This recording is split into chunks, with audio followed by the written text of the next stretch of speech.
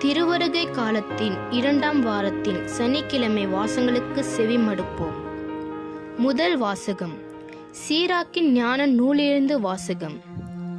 இறைவாக்கினர் எலியா நெருப்பு போல் எழுந்தார். தீவெட்டி போல் அவருடைய சொல் பற்றி எரிந்தது. மக்கள் மீது பஞ்சம் வர செய்தார். தம் பற்றாவத்தால் அவர்களை எண்ணிக்கையில் சிலராக்கினர். ஆண்டவருடைய சொல்லால் வானம் பொழிவதை நிறுத்தினார். மும்முறை நெருப்பு விழச் செய்தார். எலியாவே, உம்முடைய வியத்தகு செயல்களில் நீர் எத்துணை மனசாட்சிக்குரியவர். உமக்கு இணையாய் யார் பெருமை பாராட்டக்கூடும்? தீச்சுரவலில் நெருப்பு குதிரைகள் புதிய தேரில் நீர் எடுத்துக்கொள்ளப்பட்டீர். ஆண்டவருடைய சினம் சீற்றாண்மை மாறுமுன் அதை தணிப்பதற்கும் தந்தையின் உள்ளத்தை மகனை நோக்கி திரும்புவதற்கும் யாக்கோபின் குலங்களை மீண்டும் நிலைநிறுத்துவதற்கும் குறித்த காலங்களில் நீர் கடிந்து கொள்வீர் என்று எழுதப்பட்டுள்ளது. உம்மை கண்டவர்களும் உமது அன்பில் தூயில் கொண்டவர்களும் பேறு பெற்றோர். நாமும் வாழ்வது உறுதி. ஆண்டவரின் அருள்வாக்கு. இறைவா, உமக்கு நன்றி. பதிலுரை பாடல். பல்லவி. கடவுளே, உமது முக ஒளியை காட்டி எம்மை மீட்டருளும். இஸ்ரேலின் ஆயரே, செவிசாயும். யோசேப்பே, மந்தையென நடத்தி செல்கின்றவரே, கெருபுகளின் மீது வீற்றிருப்பவரே, ஒளிர்த்திடும். உமது ஆற்றலை கிளர்ந்தாலே செய்து எம்மை மீட்க வாரும். பல்லவி.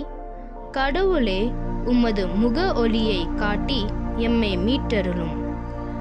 படைகளின் கடவுளே, மீண்டும் வரும் விண்ணுலகினின்று கண்ணோக்கி பாரும். இந்த திராட்சை கொடி மீது பரிவு காட்டும். உமது வலக்கை நட்டு வைத்த கிளையை உமக்கென்ன நீர் வளர்த்த மகவை காத்தருளும். பல்லவி.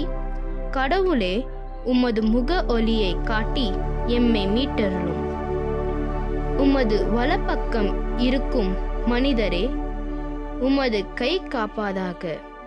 உமக்கென்று நீர் உறுதி பெற செய்த மனித மைந்தரே, காப்பாதாக. இனி நாங்கள் உம்மை விட்டு அகலமாட்டோம்.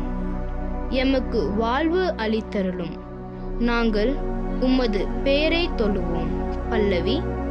கடவுளே, உமது முக ஒளியை காட்டி எம்மை மீட்டருளும்.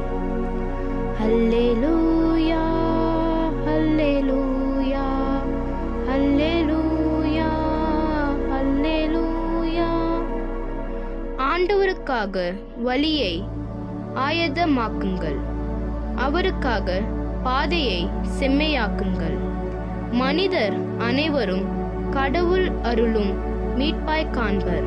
அல்லேலூயா, அல்லேலூயா, அல்லேலூயா, அல்லேலூயா, அல்லேலூயா.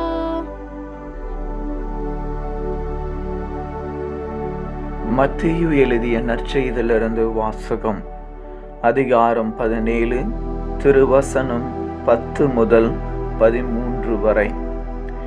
இயேசுவும் சீடர்களும் மலையிலிருந்து இறங்கி வந்தபோது சீடர்கள் அவரிடம், எலியாதான் முதலில் வர வேண்டும் என்று மறைநூல் அறிஞர்கள் கூறுகின்றார்களே, அது எப்படி என்று கேட்டார்கள்.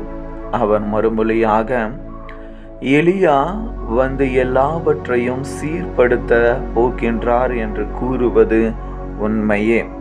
ஆனால் நான் உங்களுக்கு சொல்கின்றேன், எலியா ஏற்கனவே வந்துவிட்டார். அவரை மக்கள் கண்டுணரவில்லை. மாறாக தங்கள் விரும்பியவற்றெல்லாம் அவருக்கு செய்தார்கள். அவ்வாறே மானிட மகனையும் அவர்கள் துன்புறுத்துவார்கள் என்றார்.